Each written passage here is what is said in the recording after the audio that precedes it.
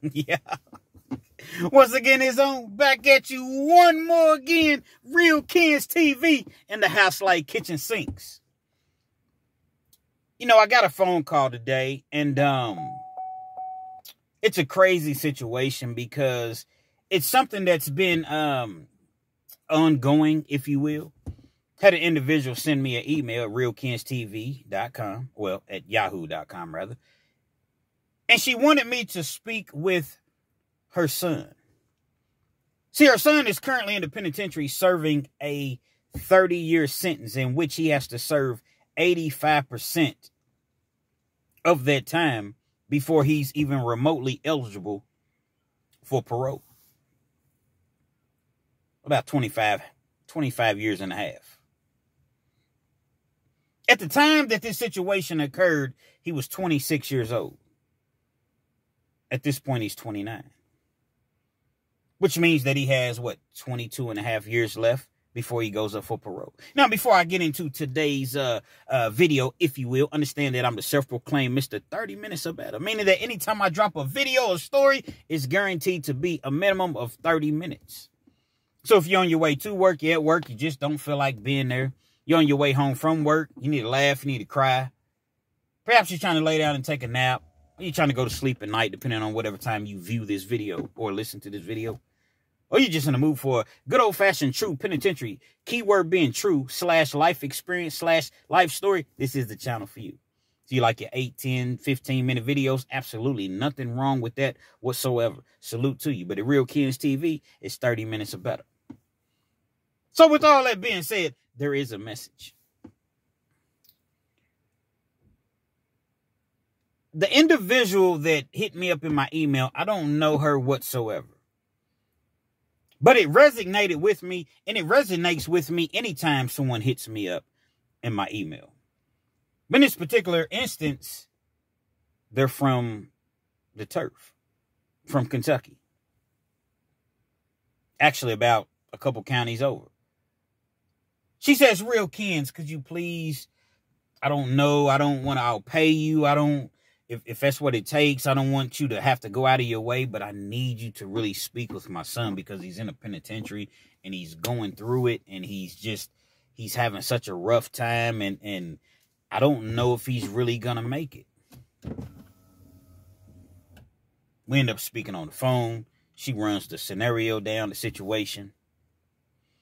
In Kentucky, the biggest event, one of the biggest events in the world, but definitely in Kentucky, you have the Kentucky Derby. Every year, right around, I want to say it's the first weekend. I could be wrong, but I want to say it's the first weekend in May. It's in Louisville, Kentucky. I'm in Lexington, Kentucky, which is about 80 miles away. I haven't been to the Derby in years, to be perfectly honest. But I do recognize that, you know, it's a large event. When you know the Derby's coming up, you start to get ready. People that really, you know, want to show off and, you know, they really want to show everybody what they have as far as their cars. Because they have car shows, you ride through or whatever, and you know, you want to show off what you got. A few months before Derby, you start to get your whip ready. You got your paint job, you got your rims, you got your system, you got everything. You done poured all this money into this vehicle. Now, I'm not saying everybody does this. Don't get me wrong, but a lot of the dudes that are in the streets, they want to show off to everybody. They got their old school whips or whatever. So you had this individual, I believe she said he had a Monte Carlo. Don't remember the specs as far as the year or what have you, but he poured all of this money into this Monte Carlo. It's Derby weekend, you know, Thursday, Friday, Saturday, and Sunday. Your main days, to my knowledge, is Friday and Saturday. But it's really a week, you know, it goes all week long. Then you have the actual Kentucky Derby on Saturday evening, afternoon, however you want to put it. He's riding through Derby weekend. It's on a Saturday. He got a couple of his friends. They following him. They're trailing him. It's like 4 or 5 of them. Everybody got, you know, different cars that they're traveling in. And y'all rock with me. And let me know where you're chiming in from. As you know, I'm in Lexington, Kentucky. Let me know where you're chiming in from.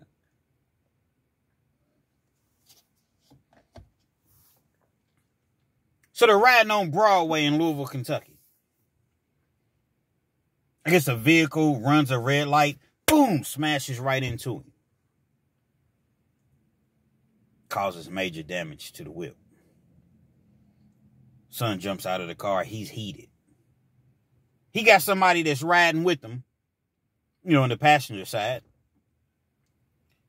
They can't believe this. It's Kentucky Derby. All this money, all this time, all this effort that I done put into getting this car ready for Derby. And you're going to hit me? The mother goes on to explain that the passenger, well, not the passenger, but the individual that hit him, it was clearly his fault. He ran a red light. Very apologetic. Listen, dude, I'm sorry, man. I didn't mean to hit your vehicle, man. You got a nice car, got insurance. It'll totally be taken care of. It'll be paid for, man. I'm sorry, man. I apologize. It's a black dude. Her son was livid. He's livid. He's not trying to hear anything that this individual is talking about. He goes back to the car, grabs his action. Click, clack. He comes back out. Now, I'm not there, so this is all third party. This is all, allegedly. It happened, but I just wasn't there. So I can't necessarily say allegedly, but I'm going off of what his mother told me. He comes back. He got the strap, but he got it, in his back waistline or whatever. So the dude, like I said, he's being very, very apologetic. He's green. He doesn't even know what's about to happen. You got the passengers telling, bro, just calm down, man. Chill out, man. It's just a car, man. He got insurance. It was an accident. He didn't just crash into your car. It's going to be covered, man. Everything's cool. No, man. He didn't hit my car, man. He didn't. So the dude, he's calm. He's trying to calm the situation down. He's trying to get on the phone, call the police. I guess he senses danger. He senses that something is just, I don't know, it's just not, doesn't appear to be safe. He's going back to the car. He gets in the car. He's on the phone with the police. All he's trying to do is report the traffic accident.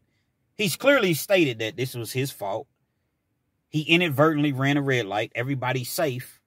But little did he know he wasn't as safe as he thought.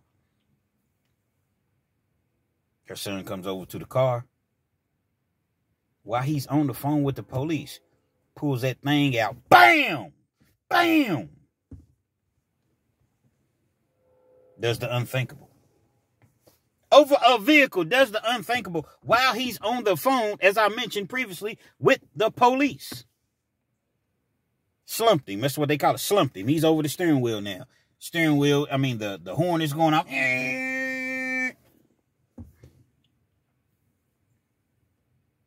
A week that was supposed to be fun-filled, if you will, turned into tragedy. It doesn't take long. You got witnesses, you got cameras, you have people that's right there, and he cared so much about this vehicle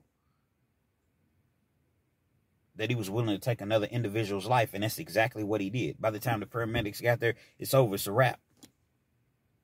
He's done.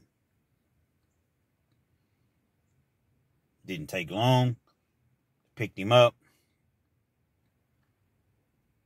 Charged him with murder. He goes to trial. They knock his head off. 30 years, 85%.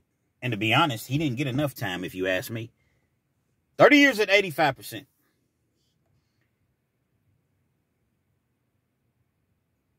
He's been locked up for a few years, as I mentioned. And he's just having a hard time adjusting. He's never been locked up before. He has 3 kids by 2 different women. They've stopped coming around. One of them, she's coming, still bringing a child to the mother. But the other one, she's blowing in the wind. All your friends, all your buddies that was trailing you, that you always showing your cars off or what have you, You don't hear from anybody anymore. At first, they were sending you money and shooting you little letters and kites. That's what you call it in prison. Now they have JPay. JPay is just the email system that they use. So instead of sending letters, you can get on your phone and type out essentially it's a text message. They have a computer basically mounted to the wall, and you go to the computer and you type in your little password and your codes, your what do you call it? Your access information. Had a loss of words for a second. Type in your information or whatever. You log in information. Then, okay, yeah, I got 5 messages. This person's a message. Okay. And it's 50 cents every time they send you a message, and it's 50 cents to send them a message back. That's what JPay is. So initially they were sending him money and hollering, man, you gonna beat this, man. They offered him a plea deal. They offered him like 20 years in which he'd have to do 85%. He felt as though he could go to trial and beat it. Now, he's clearly guilty. But, witnesses stop showing up, or they stop, participating and things of that nature. So he felt as though he could go to trial and beat it and end up getting 30. And he, like I said, they took it easy on him, only giving him 30.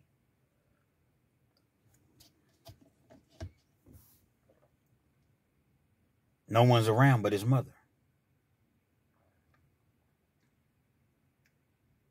A lot of times I try to stress to young people that when you go to prison, it's not what you think that it's going to be. Now, here it is. You have this young man that's 29 at this point, pushing 30, has another 22 and a half years. So at the very earliest he will be, unless he gets an appeal, he'll be 52 and a half, 53 years old before he remotely has a chance to get out. Now he's in prison, he's struggling. See, the person that he unalived, he has people. He has people that's in prison just as well. And that's the thing that a lot of these youngsters, and I'm not just putting it on the youngsters, because you got people that are older than me, my age, that are still doing the same thing. But the youngsters, you have a better opportunity to reach them, and perhaps they'll listen. Most of the time they don't, but some, maybe they will.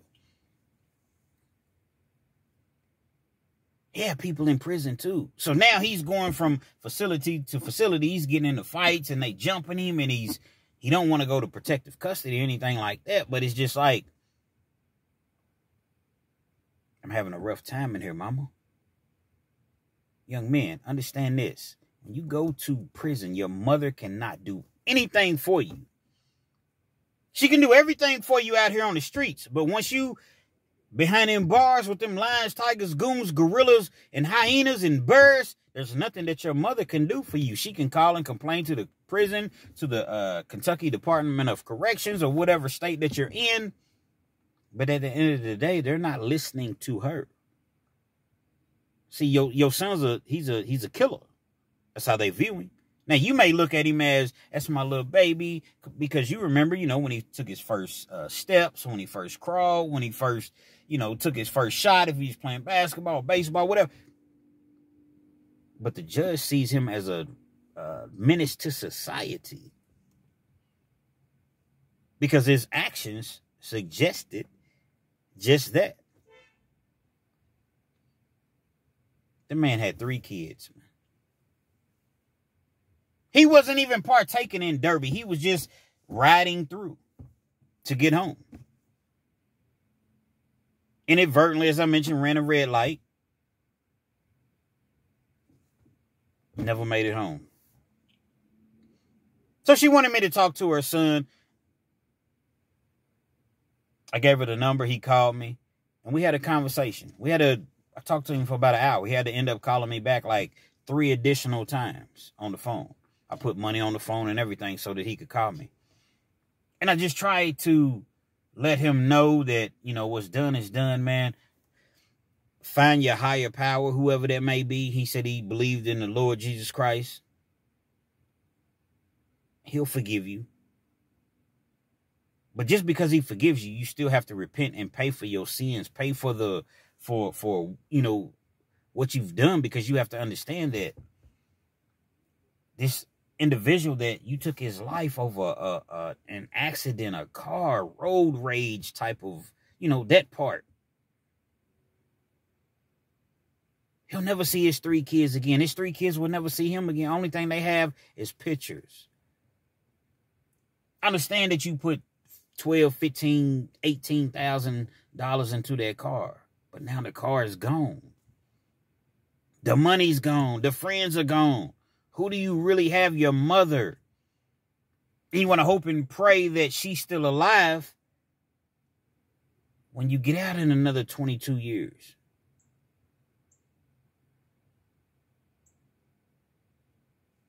Y'all don't understand this, man. I'm pleading with you. You youngsters, man, I implore you, if you have kids, if you have young people, let them see this video. You youngsters have to understand these rap videos, these movies that you're watching, these songs or whatever. That is an image. It is a entertainment. You young ladies listening to Cardi B. Cardi B doesn't even allow her own daughters to listen to her music. But she'll put it out there for other people's daughters to listen to it. Understand this. This is entertainment. You get one life. One life to live. And once you throw it down the drain, guess what? Nobody's going to feel sorry for you. The only person that you're going to have, if you're lucky, is your mother in your corner. Understand these things. Understand that. I understand people make you mad. I understand people cut you off in traffic and flip you off and fuck you, motherfucker. Riding past, fuck you, motherfucker. I done had people yell out racist stuff to me, in traffic, driving by real fast with their head out the window. Nigger! I just laugh at them. And my man. Because it's not that deep to me. It's not even for what? Like, I don't want to. What am I going to do? Chase them? Yeah, I could.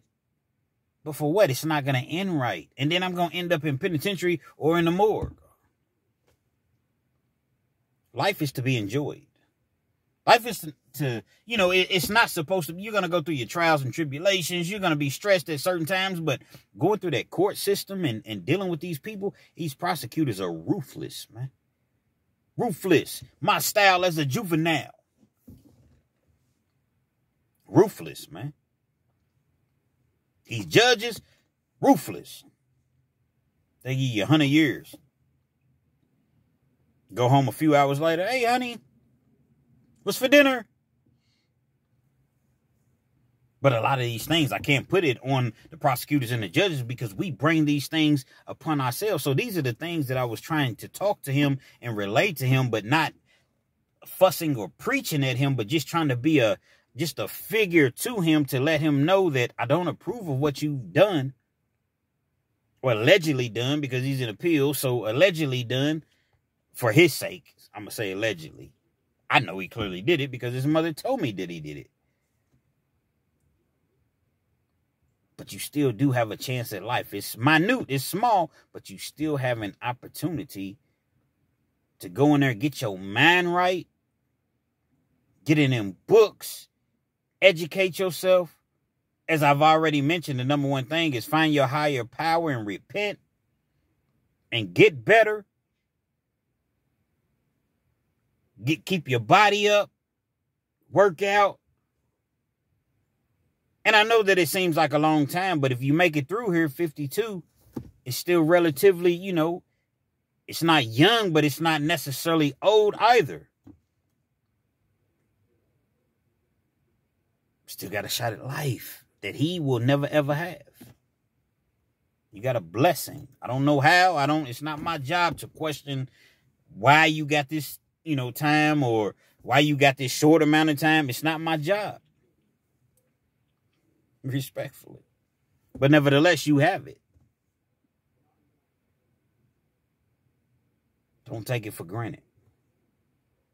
I know that it gets rough. I know that you're seeing people leave all the time. I know that the violence and everything that goes on in prison, and you, like I said, you're not at a camp or anything. You behind them walls, man. I get it. But you live by the sword, guess what? You desire by the sword. Urban Dictionary, you die by the sword. And I spoke with him, and she was so thankful that I spoke with him, and continuously offered to send me money on my Cash App. And no, you don't have to do that. You don't have to do that, because I take pleasure in doing these things. I had an individual hit me up and asked me to come to Seattle and speak to some kids next month.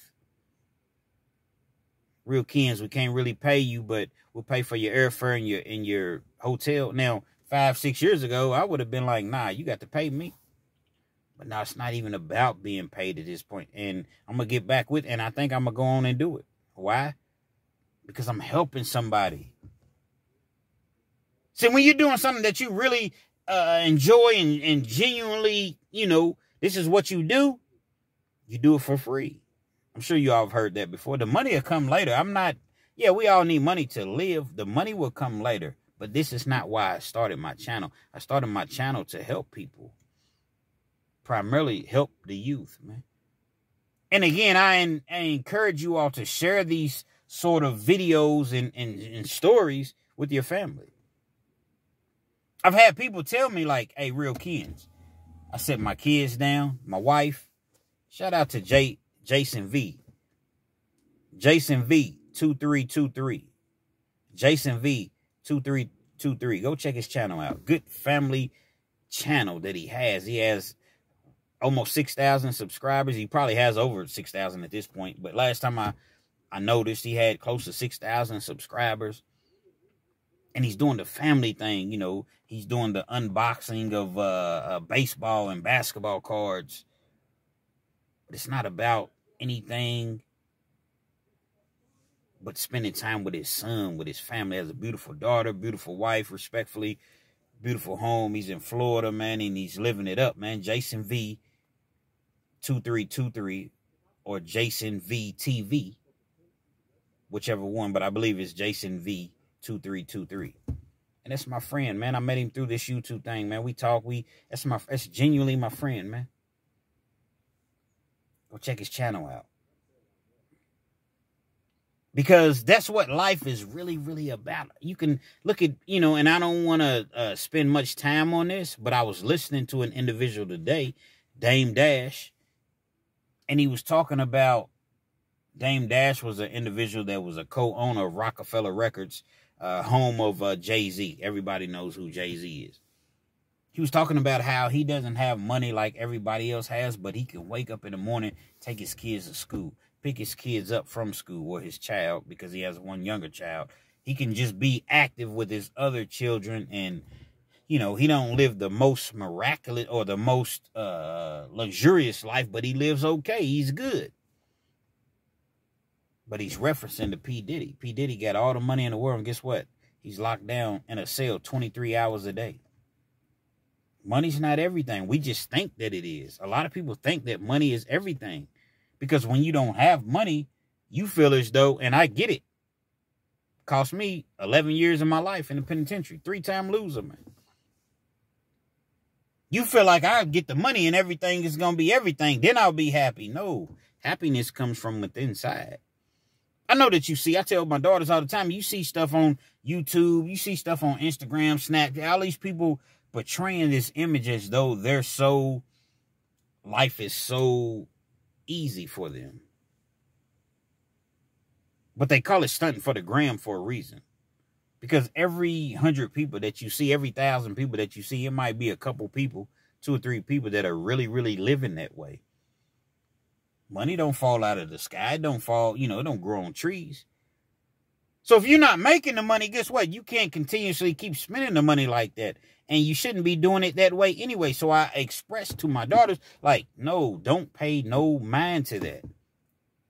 Keep doing what you're doing. Stay in nursing school, baby girl. I love you. Stay in nursing school. Continue to do what you're doing. My daughter got a degree from Western Kentucky University. My oldest daughter, You're going to be good. Don't pay attention to what you see online. It'll poison your mind. So as I mentioned, the mother and I, we talked and we agreed to, keep in touch. And it'll be one of those things to where I'll continuously attempt to mentor her son if he wants to listen. And again, I don't agree with what he did by no stretch of the imagination. But we all sin and we're all sinners. God don't throw us away when we sin. So who am I to look down on an individual and say, you know what, man, you did this. I'm done with you. I'm through with you. I'll never talk to you again. Because ultimately, I'm not the judge of your life. I don't have a heaven or a hell to put you in.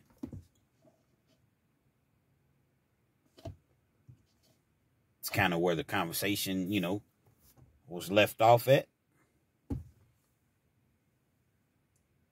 I'll keep you all updated as far as, how that situation is going. But he's not getting out. You can appeal it. He's not getting out for the next 22 and a half, 23 years. And he shouldn't. Yeah, you've done 3 years, but you haven't learned your lesson because you was taught better than that.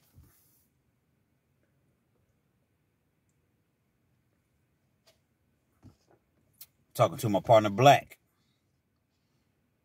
Now, hold on, Kings. You already told us a couple stories about a dude named Black. Well, guess what? There's a lot of dudes named Black. A lot of black dudes named Black. He's from Spanish Harlem. It's in New York. Nice athlete. About 6'5". Nice athlete. But he comes from nothing. He comes from the slums. He comes from the projects, man, to where, you just don't have anything.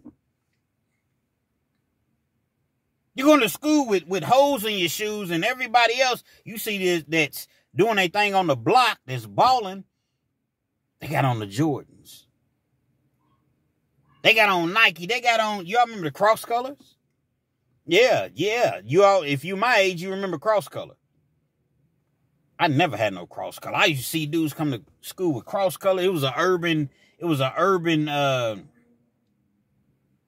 wear, urban clothing. But it was high in price, and it was just bright colors, and it was like cross colors on it. I'm raised by my mom, single family household. My daddy never really bothered. He jumped in and jumped out when he wanted to.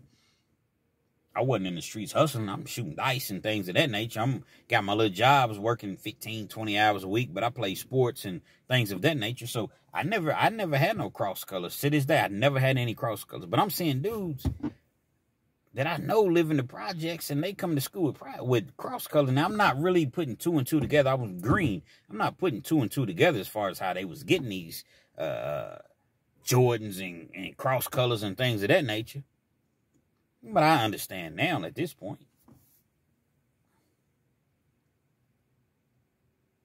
So you got Black. Like I said, he's about 6'4", 6'5".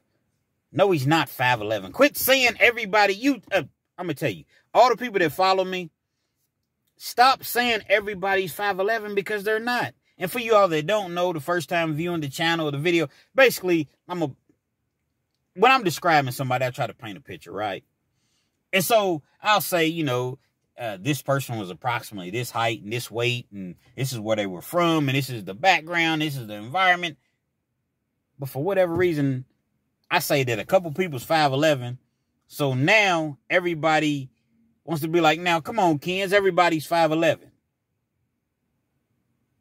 Everybody's 5'11" merchandise coming real soon, respectfully.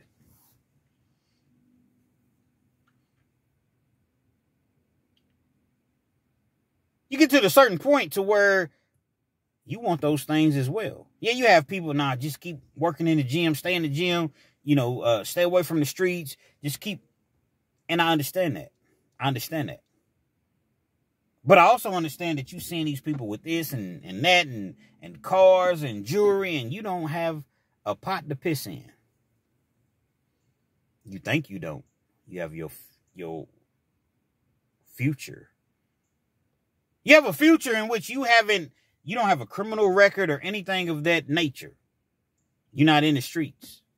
So you have an opportunity better. Let's rewind it, because I don't like how they went. We're going to do a manual rewind. You have a future and you have opportunity in which you can make something out of yourself. he gets involved with an individual. I'm not going to say the individual's name because it's a well-known person in New York. He's no longer with us, and my partner didn't want me to mention that, you know, this individual's name, but he ran with him. The individual would look out for him, make sure he has shoes to play in the rucker, play in the, you know, and he would play for different teams, and they would pay him. Come on, youngster, come run with us. Wasn't paying him nothing major. I'm going to give him $100, something like that. Now, my partner's older than me. So I want to say at this particular time when all of this was going down, this was in, you know, the early 90s. This individual that was looking out for him, that was supposed to be his protector, his person that kept him away from the streets and everything, that was even remotely, you know, involved with the streets. Hey, bro, I need you to do something for me. I need you to hold this pack for me. Well, Black feel as though I got you. Loyalty. I feel as though I owe you. I'll hold it for you. You know, I'm not, you know, I'm not slanging. I'm not moving units, anything of that nature. But yeah, I'll hold it for you. He holds the pack for him. Now the pack is drugs.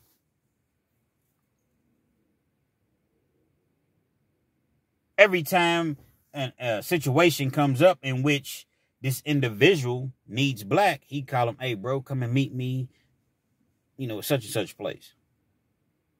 One particular night, he's calling Black. Black sneaks out of the house because even at 17 years old, they didn't have anything as far as money-wise, but they had something that was stronger than it. There was a foundation. There was love. There was family. There was, you know, structure. He had a sister. His father was in and out of the penitentiary. The mother was trying to really make something of herself. She was in nursing school just as well. Had a curfew. You be in his house by the time the lights cut on. Come on, Mom, I'm 17. I don't care if you 37. You be in his house by the time the street lights cut on. He sneaks out, goes to meet this individual because this individual needs the pack that Black is holding. As he's on his way to meet him, police run up on him. Make a long story short, they run up on him, pat him down. They found the pack, the drugs on him. He's gone. Rikers Island. He's gone to Rikers Island, and you know what? Once again, let me correct myself. He was 18 at this particular time because he was still in school, but basketball season was over with. Had all type of offers. He was supposed to go to St. John's. He wanted to go to St. John's, Syracuse. You know, back then in the 80s, early 90s, those were the schools that everybody wanted to go to. Villanova, especially the people on the East Coast. Shout out to the East Coast. Shout out to everybody. Shout out to the truck drivers, the medical delivery supply people, the people that work in the 6-hour, 8-hour, 12, 16, 24-hour shifts. Everybody. They say, Real Kens, man, your videos really helped me get through. Shout out, man. Nothing but love, mad respect. But them truck drivers and people that deliver them supplies, I got mad love for the simple fact that if it's not for you all, when you order these things online, Amazon, and, you know, things of that nature, guess what? You're not getting them. Not next day. Not in a couple of days if it's not for these truck drivers and these medical supply people. So, salute to you. His senior year was over with. He just hadn't decided which school he was going to go to because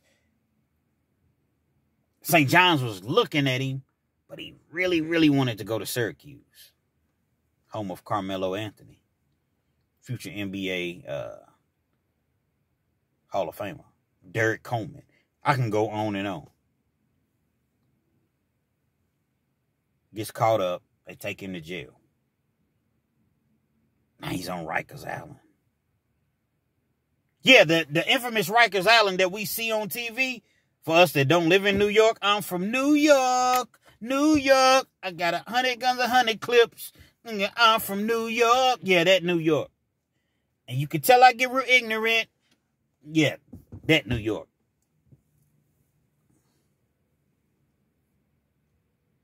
It's on Rikers Island.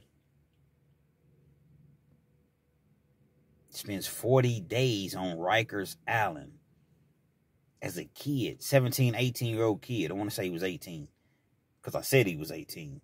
Could have been 17, but 17, 18-year-old kid. Rikers Island.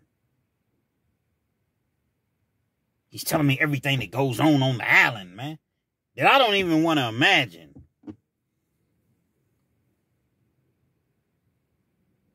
Luckily for him, he was good. When he came inside, see, they have like basketball teams on the island. So if you can hoop, person to, hey, man, be on our team, man. We're going to make sure you're good. Plus, we going to, we're going to keep the wolves up off you. He from Spanish Harlem, so he knew people. People on the outside knew him, so he was good. He never, he got in a couple fights. Somebody tried to phone check him or whatever. But besides that, he was good. But he's told me so many stories about how you got dudes that come in there, and they will try to put you with your borough. If you from Brooklyn, you from Harlem, if you from, the Bronx, Yonkers, whatever, they're going to, put you in with the people that you're, But he talked about how individuals that came in that wasn't affiliated, they were just caught up, or they just were, or maybe they were rats or whatever, and you may try to go to PC, but the thing about PC, which is protective custody, it stays full. So you may not always be able to go to PC if they're full. They throw you in a cell. And again, they try to, they're not going to put you're a vice lord. They're not going to just throw you in a cell with the Latin Kings or, they try. But every once in a while, he said that does happen. And I've heard that. Shout out to Chicago, Chi-Town, man. My dude, man, Kenneth Anderson, man. Actually, it's Kenneth Anderson, a.k.a. Sko, from Chi-Town, man. He's vice lord. He's a 5-star general, man. Rest in peace to you, man. He used to tell me that about Cook County Jail. Like, bro, it goes down. When the deck goes up, man, it goes down in Cook County Jail. Man, dudes got knives. They got, it goes down. Well, Rikers Island, from what I hear, from what I've been personally told, it goes down just as well. So he was good, but he was talking about a situation where you got some booty bandits, man. Come on, kids, with the booty bandits. Listen, if you watch my channel, right? If you watch any prison channel, any real prison channel, booty bandits is just a part of it, man. I don't like talking about it. Definitely don't condone it under no circumstances. Absolutely none.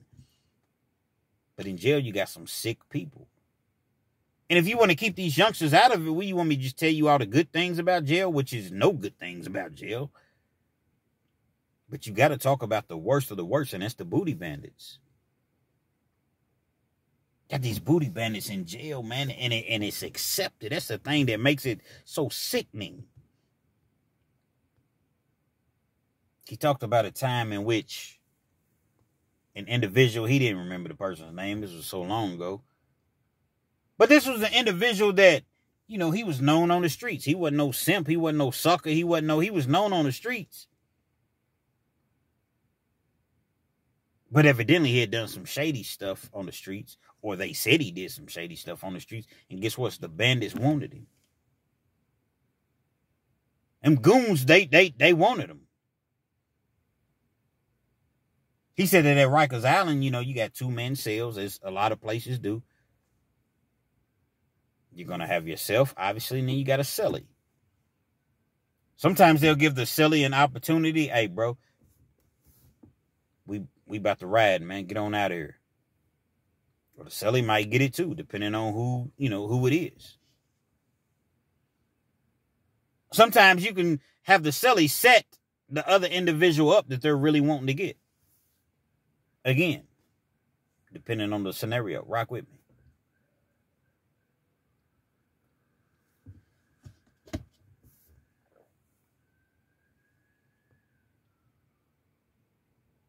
Sully goes out of the cell.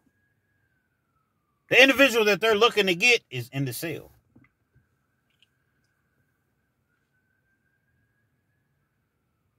Four of them slide in the cell. You ever been to prison? Or you ever seen a video or online or whatever the case may be, as far as how small prison cells typically are? You got four gorillas, four goons that run in on you. What you gonna do? You can be the toughest dude in the world, man. You better be dude from Undisputed, that movie Undisputed. Ving Rhames and Wesley Snipes. You better be one of them. Animal. You better be somebody like that that just, Mike Tyson knocking everybody else out. Just running up on you. But if you're not, guess what? I don't care what you think you are. Or dude, come on, kids. That don't happen to real G's. Yes, it does. It does. You can't fight four people, man. He went on to tell me about how they ran in dude's cell, man, and other people knew that this was going on, so they stand on a tier because he said they have tiers. I don't know how high the tiers are, but tiers is just basically a floor, 5th floor, 4th floor, 3rd floor, 2nd floor, but it's called tiers instead of floors. CO can't get to you. It's only 1 or 2 COs in the whole dorm. You got 500 inmates. You got 2 COs. Can't be in all these places at one time. They go in there. Of course, he's fighting for his life. He's fighting, but what can you do? Knock him out, rough him up, turn him over, pull his pants down, go up in him. Okay, your turn. Okay, your turn. Okay, your turn. All 4 of them, go up in him.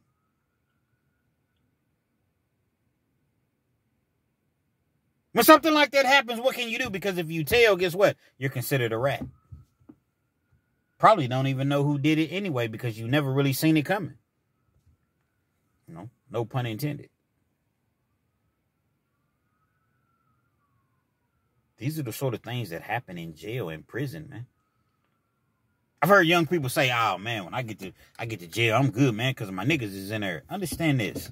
Understand your niggas is in there, but understand this too. This is what I want you to understand. People will set you up.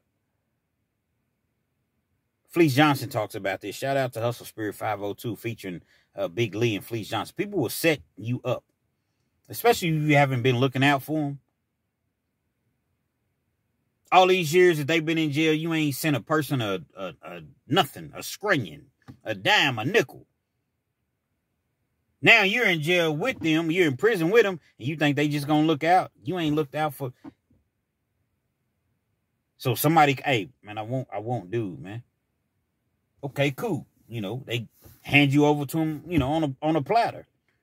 Not saying that always happens, but it's some of the game that goes on in prison. It does happen. Might not happen every day, but it happens.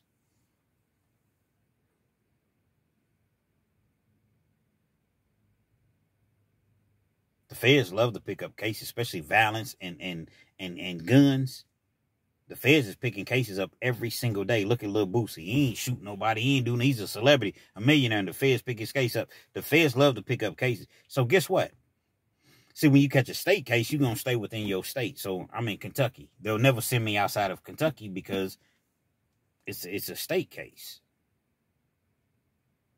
But when the feds pick your case up, they may send, I'm in Kentucky, once again, they may send me to Oklahoma, Timbuktu, California, Alaska, Missouri, Hawaii. There's no telling where I'm going to end up at. My niggas ain't in Hawaii. My niggas ain't in Alaska. So now I got to fend for myself. Arizona somewhere to where the gang culture on the West Coast is really, really heavily populated. The gang culture. You call yourself a Crip, a Blood, a Vice Lord, a GD, or, whatever you call yourself. But when you go out there, you got to really be the man that you say you be. Because guess what? They want to know that literature. Recite this back to us. Let us know this. Let us know. And if you can't, guess what? Now you're going to get punished. You're going to get violated. False flagging. I don't care nothing about your tattoos. Now we're going to cut that tattoo out of your arm, out of your face. Because you representing something that you really have no knowledge of. It gets deep in the penitentiary. It gets real, real deep in the penitentiary. You in there by yourself. You may have a group of dudes that, within your region or what have you. But you way in Arizona, California, but you're from Kentucky. It's not going to be many people that's even remotely, so your car is going to be very minute. You're going to have to get in there and prove yourself. You're going to have to hold them knives. You're going to have to put in some work. You're going to have to, push that blade. Shout out to the Dante from the Dante Show Network. My dog just called me right before I made this video. Let me know some people, dude was hating on me, man. And it's cool. It comes with the territory. Shout out to Dante Show Network, man. You're going to have to put in some work to push, just for that self-respect in there.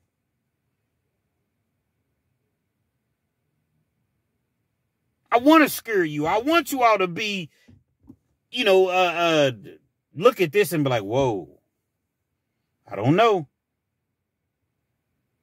I don't know, man. I looked at a Real Ken's video and man, I don't think his life is for me.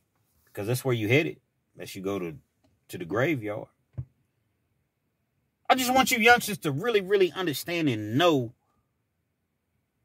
the dangerous games that you playing out here in these streets, man. You got beautiful women out here. You got a mother that you can love and hug. Mother, I love you. And, if you lucky enough, you had your pops in your life, brothers and sisters and friends. And like I said, beautiful, beautiful women. You give all of it up for some street beef because the dude's hollering at your baby's mama. Nah, man, he knew it was my baby's mama. Man, listen, bro. Listen. You'll get over. You'll get over. That's all I can say. Because she's going to get over you when you in that penitentiary. Oh, she going to get over you. No disrespect, but it's just what it is, man. Same way if she was in, guess what? You going to get over her. Live your life. Get you a trade, a skill, or learn how to do something. Get you a job and stay on that job, a career job, and stay on it. Especially if you got kids. I don't care if you like the job or not, because once you start having kids, you don't live your life for you. You live your life for your kids, man. You don't hustle for yourself. You hustle for your last name at that point, man. This whole street thing and listening to these videos and thinking you hard and running up on people and inflicting harm upon them, if you will, man, that's not what's hot. I hate to use P. Diddy as an example once again, but look, the proof is in the pudding, man. Look. He offered them people $50 million. They wouldn't take it. He came back and offered them $100 million. Now, we don't want your money. We want your ass. Every part of your ass we want. Pause, double, triple, quadruple. Matter of fact, you know what? I rarely do this. That's an infinite pause, man. But that's what they want. They don't want P. Diddy's money. P. Diddy can fall, guess what? This dude's worth a billy. Close to it, even if he's not worth a billy. 700-800 million. You know how much money that is? You know how well in life you have to be doing to even be worth 500,000? 100,000, to be honest, because you got debt versus assets, and I don't want to get into the financial aspects of it on this particular video because that's not what it's for. But if you worth 500,000, man, you are living an excellent life. Dude is worth close to $1 billion at his height. And look at him now, having to sell off everything, having to liquidate everything, his houses, his jets. Lawyers going to try to take all his money. The lawsuits is going to take all of his money. What do you really have left? Unfortunately, just a bunch of baby oil. And truth be told, you don't even have that left because they took the 1,000 bottles of baby oil that you did have. Real Kids TV. Hopefully you liked the video. Feel free to comment, definitely share. Subscribe to the channel if you're not already subscribed. And be sure to hit that post notification. So anytime I bring you this action and this heat, guess what? You're amongst the first to receive. Before I go, they say, Kens, why you don't really report on a lot of the things that's going on in the media? And because that's not what I'm about. I don't get on here and gossip. Not knocking anybody. I tell my stories. Stories that I know that are legitimate from individuals that are close to me. And it's just one of those things to where I want to really, really help people. I don't want to talk about what's going on. You know, this person said that person said this. That's chatty patting. That's gossiping. I don't use clickbaits. I don't put people's names in my, my hashtags or my titles unless I'm really, really, really speaking about them for that particular video. And I rarely, rarely do that.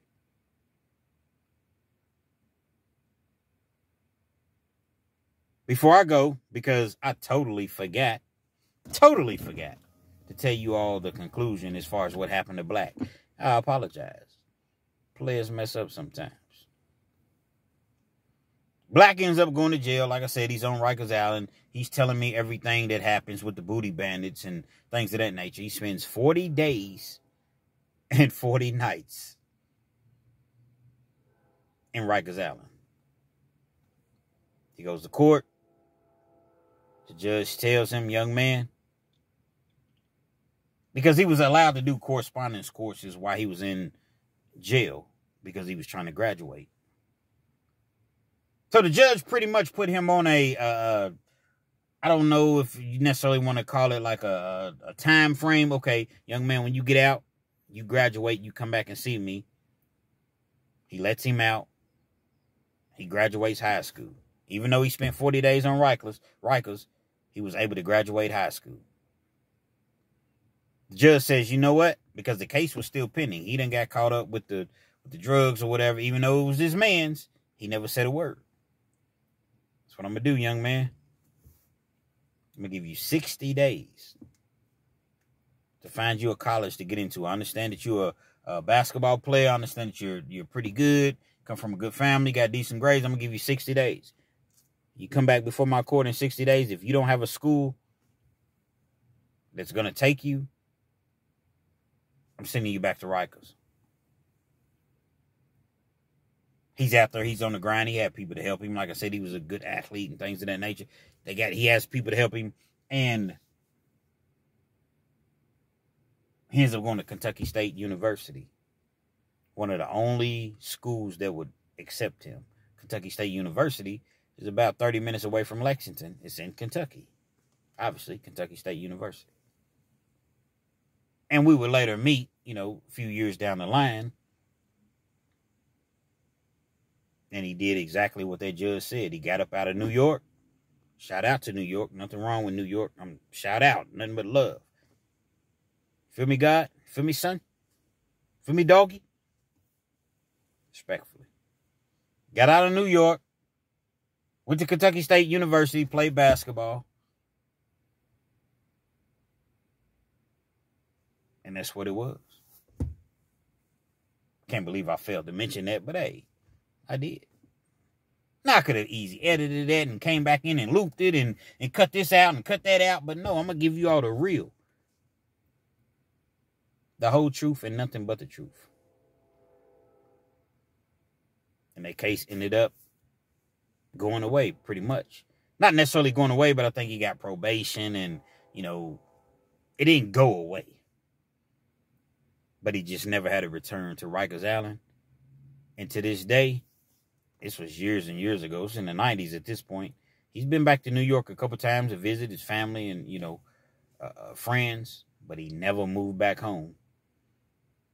Because he knows what it would be if he did. Real Kids TV, man. Appreciate you all chiming in. Make sure you check for me every day. They're not sending my notifications out. My numbers are down. I need you all to help me. When I say help me, like the videos, comment on the videos. Make sure you subscribe if you're not already a subscriber. Definitely share the videos. See, YouTube, the way it works, they may put your video out for 20, 30,000 people. See what the interaction, the engagement with the audience is, the views. If they see that people are interested and they genuinely want to, engage with the creator, then they're going to put it in front of another 40, 50,000.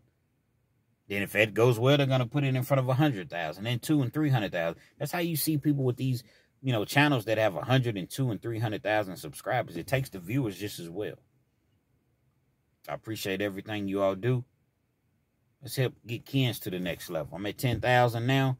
Let's help get Kens to 20,000. Real Kens TV.